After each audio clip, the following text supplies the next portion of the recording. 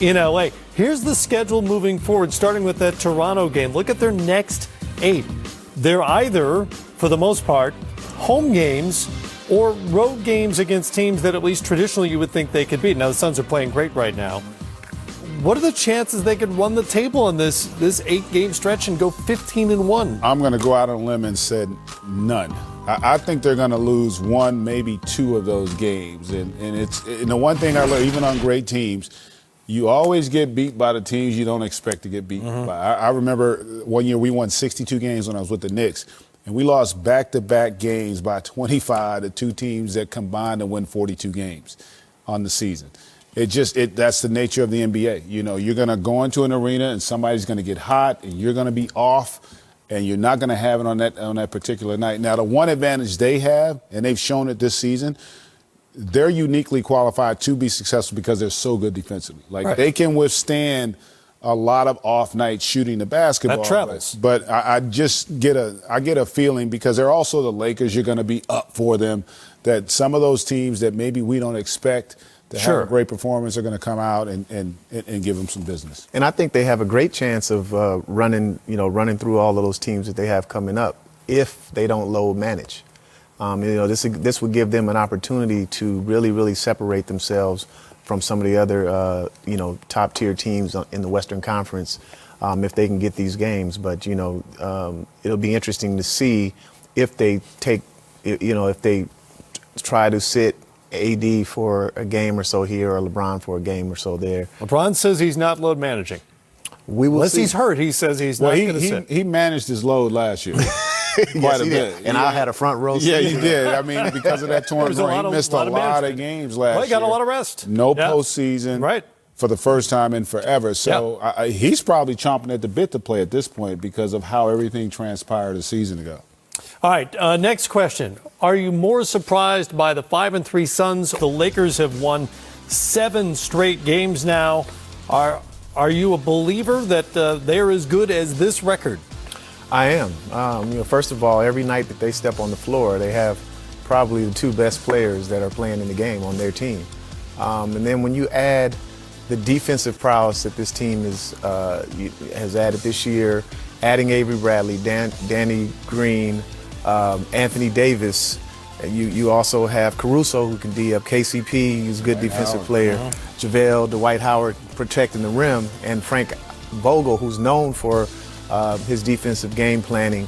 And so they bought into that. And then offensively, I don't worry about this team. With LeBron playing the point, you can always throw him and Anthony Davis in a 2-man game, and they can figure the rest of it out.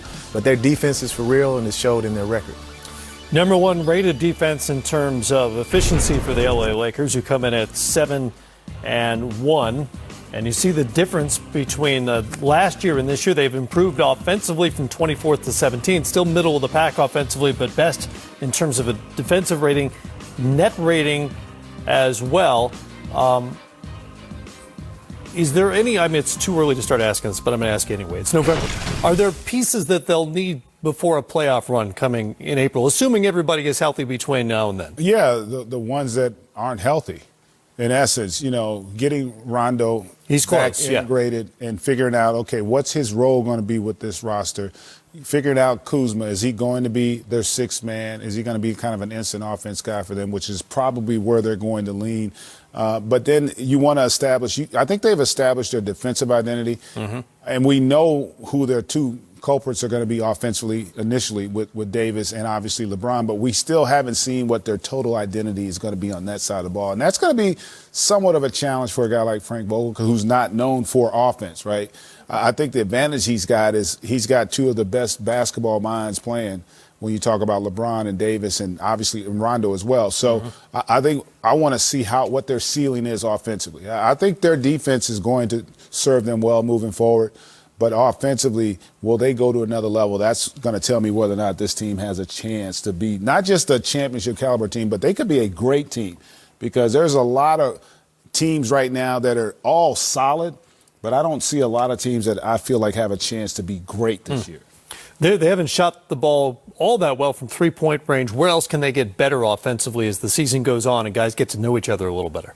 Well, I think it actually works out to their advantage that they play at somewhat of a slow pace, and with their defense being what it is, they're going to, take possessions off of both teams' side in terms of offensively.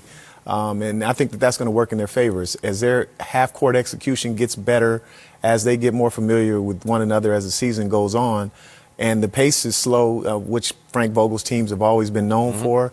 Like I said, I think that that'll work out in their favor.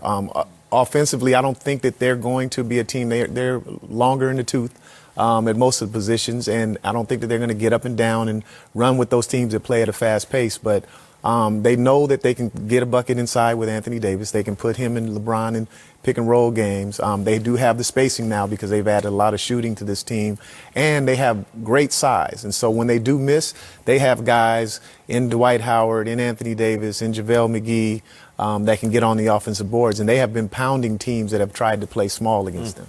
22nd in the league so far, so bottom third in the NBA. All right, much more to get to here on a Sunday night. Coming up, the 4-game series. Last year, Denver wins game number 1 for this time around. Jokic, 2 straight game winners after an early part of the season where the Nuggets were winning games, but the discussion was really about how engaged he looked. There were some games he didn't take a bunch of shots. Last 2 games, I think 22 and 23 field goal attempts. What is more important to you, the number of shots or just the way he goes about the game? Yeah, I don't know that he's the kind of guy that's going to get 20, 25 every night. I don't think that fits his personality. Right. He's more of a guy, he reminds me in some respects of Rasheed Wallace. A guy who kind of just wants to get his through the flow of the offense. Now, you've seen him be more aggressive the last couple games, and because their bench hasn't been quite as good, I think that's going to be important for them. But they've been successful by having balance. He's been their best player, but they've had other guys that have been productive as well. Thus far this year, even though the record's really good, they just don't seem to be clicking the way they did last season. I think some of that is because the expectations have changed now. They kind of have a bullseye on their back, and they're getting everybody's best performance. And Will Barton has talked about how they need Jokic emotionally invested. How does that manifest itself on the floor? As a teammate or as a coach, how do you know the guy is emotionally invested? Well, I think they know him, better than us or anybody else out there. And I think his demeanor sometimes is just, you look at him, he doesn't look like he's in the best of shape. But, he gets it done. And I think he's a player, much to what Greg just alluded to. He lets the game come to him, and he takes what the defense gives him. And so, as a coach or teammates or what have you, fans of his, you want to see him be more aggressive on the offensive end. But the things that he does are intangible. He gets everybody else involved. They know when he gets the ball and they cut hard, he's going to find them and deliver the pass on time and on target. And then when they need him to step up and make big shots in critical situations, we've seen him do that the last couple of games. And so in my recollection of him, he always kind of seems to start the seasons off slow on the offensive side in terms of point scoring. But then as the season goes on, he gets in better shape, and then he starts becoming more aggressive on the offensive end. And he had 7 assists. He is the guy they go through offensively without a turnover as well. All right, we saw that last play, and we kind of poked fun at it for the Minnesota Timberwolves. You've been a head coach in this league. You've been the guy diagramming these shots, and we saw with Minnesota, we saw Andrew Wiggins take a 3 when he might have been better served driving the ball late in regulation, and then we saw this grease fire of a possession at the end of overtime where you've got guys bunched up in the corner. Obviously, Ryan Saunders doesn't draw it that way. Right. How many different things can go wrong for a play to wind up looking like that? Well, I think, in looking at it, I think what happened was Towns, who was in the post, got pushed off. And pushed off the box and out into the perimeter a little bit higher than what he wanted to be. Or actually, that's Wiggins there that got pushed off. So he's supposed to hold his position to keep that spacing, and that didn't happen there. And so, Ryan Saunders is a young coach. I still think that there's some battling for pecking order between Towns and Wiggins, but I think in that situation you got to go to Towns and give him some space to either win or lose a game for your team. I thought if you go back, that play was designed to go to Towns, which is fine. The problem was it was designed to go to Towns 25 feet from the basket, and so what happened was Denver just switched that and was able to deny it. And most oftentimes when you have end-of-game plays, you tend to have 2 to 3 options. So if a good defensive team might be able to take the first option away, and that's what they were able to do. And then there was a breakdown on that baseline. There's no way they should have had that poor a spacing because Wiggins wasn't really his fault. He turned into his play, but then the other defender, his teammate's defender, was there to kind of clog that up. So they did have some end-of-game execution issues. You talked about the last play of regulation. In a tie game, they had the ball, I think, with about 8 seconds to go. Plenty of time, yeah. And Wiggins just dribbled it down and shot a 25-footer. Now, generally, if you're in a zone or you're shooting